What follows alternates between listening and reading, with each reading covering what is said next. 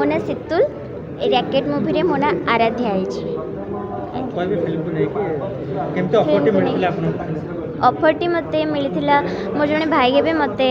Call करी कहते कि गोटे मूवी आसुची तो डायरेक्टर सर सहित भी कथा करे ऑडिशन भी मोर होता ऑडिशन पर मत चॉइस करथिले।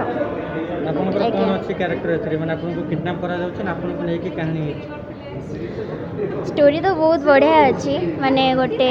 छोट हस खुशी फैमिली माने गोटे छोट भूल पाई केते बड़ इश्यू होची ताकू नहीं कि आम मूवी भूलटा मु नुहे बाकी एटा टिके सस्पेंस अच्छी आज्ञा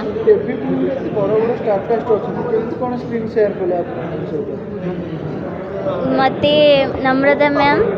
मो आइडल सी कारण मुझे फर्स्ट मूवी देखी थी आई लव यू मूवी देखी आई लव यू मूवी देखला सी मोर से फेवरेट जिते मम्मी कहले कि तोर जानचु ना तू मामा क्यारेक्टर कर नम्रता मैम मैंने मुझे खुशी होगली मुझे डांस भी कली मैंने एत खुशी होगली आ मैम को जब देखी फर्स्ट मत लगे कि एत बड़ आर्टिस्ट कौन कहे तो मु फर्स्ट टिके मैंने साइलेंट रही बाकी सी निजे आसिक मत हक करदे कहले कैसे हो मत बहुत खुशी लगिला। ना सेटा केबे हेतिला तो मैं जानी बाकी मु स्टोरी शुणी मम्मी ठारू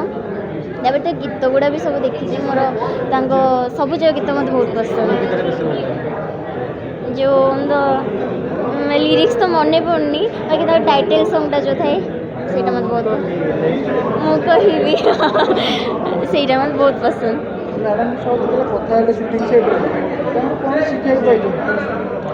मत बहुत सपोर्ट कर मैम मत कहते मुझे भी डबिंग दिए मुझे डबिंग दिए गीत भी गाए तो मैम मत कहते कि थर मु बसथी तो आसिक कहे गीत गाओ कि डबिंग भी कर समस्त कहे कि समस्त को कह कि तुम डबिंग करुच जो गीत गाउच समस्त को कह तापर मत एथरे भी मैं एक्टिंग कला टाइम रे भी मत बहुत ट्रीट करमती करूँ एमती कले भल लगे सेमती कले भल लगे मत बहुत सपोर्ट कर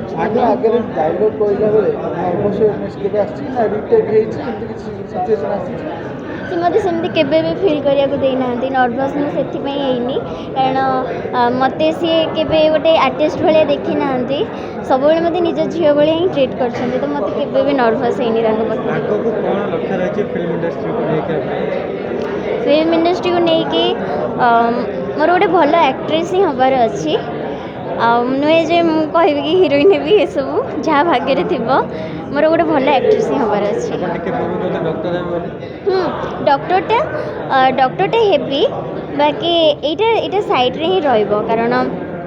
डॉक्टर हेले भी आपको भी मो साइड रे रखी परिवे कारण बहुत जन भी करि पारुछन्ती ओडिया इंडस्ट्री रे आपण काहा को बेसी फॉलो करथि सिमती तो मते जन को काहा से तो करिनी एटा मोर फर्स्ट मूवी तो मैम को सहित मैम को मुझे केवल कहबिनी कि मैं मैम को फॉलो करची कारण मु समस्त बहुत माने जिते भी देखे मूवी देखे ओडिया मूवी सब जो रिलीज हुए मम्मी मत सब देखाती कहती कि देख केमती करुँच तो एमती कले भल लगे सेमती कले भल लगे तो मुझे समस्त किसी ना किसी शिखे। मैडम आप कहले कि आप डॉक्टर हे साइड रे रखिए सपोज आप डॉक्टर हो गले हिरोइन हो गले एपटे गोटे आज सुटिंग थी आज गोटे ऑपरेशन थी क्या बेसी प्रायोरिटी प्रथम ओब्वियसली मो टाइम मैनेज ही करी कारण एबे टाइम रे शूटिंग सेट को जिबा कि ओटीटी भी जिबा कि एबे मो बहुत छोट अछि मात्र माने +2 रे मास मोर फर्स्ट ईयर हैला आपण जे दुटा पेशेंट को बाछुछंती सेति पे कहै तो आपण काहा को चूज करी प्रथम काहा को इंपोर्टेंस देबे ओब्वियसली मु कहबे कि कारण जेहेतु डॉक्टर हेबी माने सेति मन दृढ़ रखिबा भी दरकार पेशेंट आको तो जेहेतु मु डॉक्टर हेबी जदि मुझे जानी हेबी कि नहीं तो मु परिश्रम करी जहाँ मो भाग्य थी आगला जदि भी मुझे गली जदि सेमती किसी गोटे सिचुएसन आसला ताले मु निश्चय शूटिंग लाइन रे आपको कहीकि मुझे मैनेज करेंगे कारण जेहेतु आग रोगी आग तो सीटा मुझे देखी नहीं सेमती नहीं सेମିତି नुहे मु समस्त किसी ना किसी शिखे तो मुझे भावेनि कि ये ही मोर फेवरेट माने आंको पाखर ही शिखी समस्त पाखे किसी ना किसी अच्छे तो समस्त मुझे शिखे डॉक्टर पढ़ाटा क्या कारण आम इंडस्ट्री में दुई जन डॉक्टर शीतल दीदी आ भूमिका दीदी शिखिछन डॉक्टर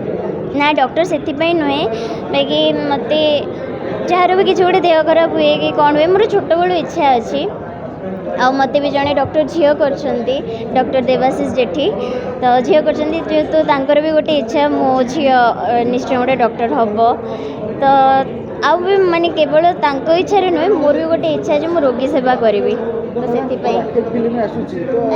फिल्म पूर्व आपन किसी डायलॉग आपन जो फिल्म रे मारिचे दिसेटा शेयर करबे चाहिए निश्चय कारण ये मोर एत भी डायलॉग ना जहाँ खाली मोर रिएक्शन ही अच्छी तो मोर एत डायलॉग नहीं गोटे छोट डायलॉग कहूँ पापा मु जानी से कि सी तो आसला आमको साइड मारदे पड़ेगा मुझे जानवी जे से कि आदि आम ये दी जन ही जाऊँ मु जानी पापा से कि थैंक यू।